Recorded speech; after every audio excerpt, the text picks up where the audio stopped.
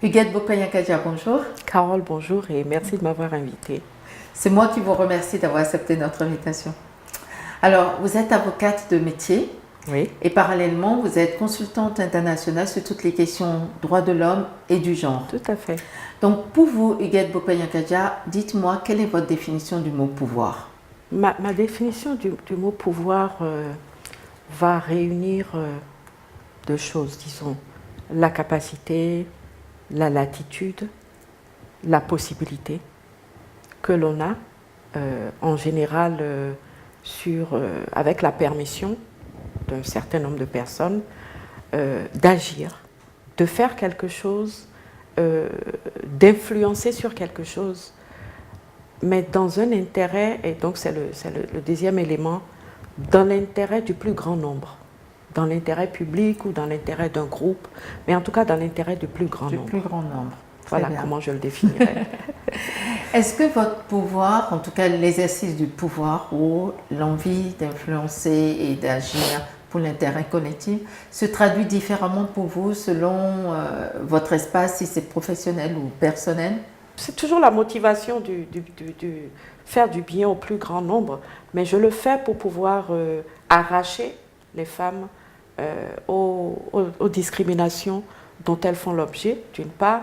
Je l'exerce aussi pour influencer les décisions des pouvoirs publics, pour faire du plaidoyer auprès des pouvoirs publics, pour mettre la pression pour que peut-être une loi, tiens, en ce moment on parle de loi sur la parité, au Bénin c'est une grosse bagarre, donc voilà comment selon la casquette que je porte, ma définition du pouvoir va être nuancée. Elle ne va pas vraiment varier, mais elle va être un petit peu nuancée, oui. D'accord, très bien. Est-ce que vous diriez qu'il y a une différence dans l'exercice du pouvoir selon si on est un homme ou une femme? À mon avis, oui. Le leadership a toujours une touche, on dirait, elle a une touche genre. C'est-à-dire que moi, j'estime même qu'être une femme est un atout pour exercer le pouvoir. Pourquoi? Si on sait comment utiliser intelligemment ces atouts féminins.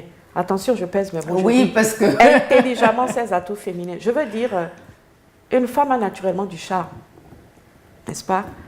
Et quand je parle de charme, je reste vraiment dans les limites de ce que la déontologie, de ce que la morale peut, autorise, n'est-ce pas? Je pense aussi que les femmes inspirent énormément confiance et qu'on a parfois le sentiment qu'on leur confie certaines tâches, elles vont l'accomplir avec beaucoup plus, excusez-moi, hein, beaucoup plus d'intégrité dans une certaine mesure. Mais je pense qu'être une femme peut constituer, dans bien des cas, un atout, un avantage. Comment arrive-t-on à préserver l'équilibre vie familiale, vie professionnelle, quand on est comme vous, une femme de pouvoir, d'influence qui exerce un métier depuis de très très nombreuses années? Alors, je crois qu'on a besoin de deux choses à mon avis. On a besoin, c'est toujours mieux d'avoir un conjoint ou un compagnon qui est plutôt du genre à vous pousser vers le haut. Et donc à coopérer, à se rendre compte que quand vous êtes en train d'exercer ce pouvoir, vous êtes en train de vous accomplir. Et qu'en vous accomplissant, forcément, c'est le meilleur de vous, la face la plus épanouie de vous que vous partagez avec cette personne. Quand vous avez un conjoint qui peut vous aider, quand vous avez une aide par rapport à vos enfants, ça vous laisse la liberté de pouvoir offrir au mieux aux autres ce que vous avez de bon. On entend souvent dire que les femmes qui ont du pouvoir, qu'elles ont dû sacrifier quelque chose. Est-ce que ça a été votre cas ou est-ce que vous pensez que finalement, pas forcément encore? Si, quand même. Je crois qu'on sacrifie pas mal de choses. Moi, parfois, j'ai le sentiment qu'il y a tout un pan de l'enfance de mes enfants, particulièrement quand ils passaient de l'enfance à l'adolescence, qui m'a un petit peu échappé. Comme on dit, je ne les ai pas vus grandir à un moment donné. Et ce qu'on sacrifie aussi, je crois, c'est moi, mes loisirs, par exemple, sont toujours orientés vers les choses, mes activités professionnelles, on va dire. Je vais très peu regarder des films, m'asseoir et regarder des films. Je vais plutôt regarder des documentaires. Je ne vais pas beaucoup flâner, je vais énormément lire, mais des choses orientées vers le leadership, vers comment gérer sa vie, comment gérer son temps. Mais en même temps, je sais que vous chantez aussi, donc oui. Du coup, ça fait partie aussi des... Oui, disons que même dans ce domaine, je vais dire, j'ai eu des moments où j'étais absolument libre d'exercer cette passion. Et puis j'ai aussi eu des moments où j'ai dû serrer les emplois du temps. Particulièrement quand j'étais choriste, ne plus pouvoir aller aux répétitions parce que c'est en semaine, il faut y aller le mardi soir, il faut aller le jeudi soir. Moi, je vais finir au cabinet vers 20h. Donc, la répétition aura commencé vers 18h30, 19h. Après 20h, je n'aurai qu'une envie, c'est de rentrer chez moi. Donc, c'est vrai, il y a toujours quelque chose à sacrifier. Si vous aviez un conseil ou un message à délivrer pour des jeunes femmes, quel serait-il? Alors, je leur demanderais d'abord de se fixer un but. Donc, d'avoir une vision et de travailler à élaborer cette vision pour pouvoir se projeter dans le futur. Et une fois qu'elles se sont projetées, elles savent que je voudrais être telle personne pour faire telle chose à tel moment. Quand c'est clair comme ça, tout ce qu'elles vont rencontrer sur leur chemin, qui leur donnerait éventuellement l'impression qui les amènerait à se poser la question, me serais-je trompée? Est-ce que j'y vais? Est-ce que j'y vais pas?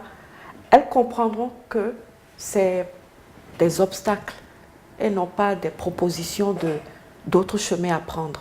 Parce que quand on est sûr de ce qu'on est, de ce qu'on veut être, de ce qu'on est appelé à être, du coup, on sait déceler les choses qui vont vous détourner, détourner et les choses qui vont vous y conduire, les choses qui peut-être constituent sur le chemin des épreuves qui vont vous rendre plus forte, ou peut-être des petites bifurcations qui vont polir quelque chose dont vous avez besoin de vous défaire. Là, c'est très clair. En France, le taux de chômage chez les femmes ou chez les jeunes en général, il dit issus de l'immigration ou issus de quelque chose, puisqu'on est tous issus de quelque chose en Europe, qu'on ait un taux de chômage qui est 3 fois plus élevé que la moyenne nationale. Qu'est-ce que vous pensez qu'on pourrait faire pour réduire ces inégalités, que ce soit en Europe ou au Bénin, en tout cas même en Afrique en général? Qu'est-ce qu'on pourrait faire justement pour aider les plus jeunes à concrétiser leur vie ou à réduire comment pourrait-on réduire les inégalités? Ces dernières années, on a beaucoup travaillé sur la scolarisation. Mais on est resté au niveau de scolarisation qui va par exemple du cours primaire jusque vers le bac. On n'a pas travaillé suffisamment sur la poursuite de la scolarisation jusque vers la spécialisation par exemple. Ce qui fait qu'on a beaucoup de jeunes qui se sont arrêtés à mi-chemin, qui n'ont pas vraiment, c'est-à-dire qui n'ont pas un profil précis susceptible de les rendre compétitifs sur le marché.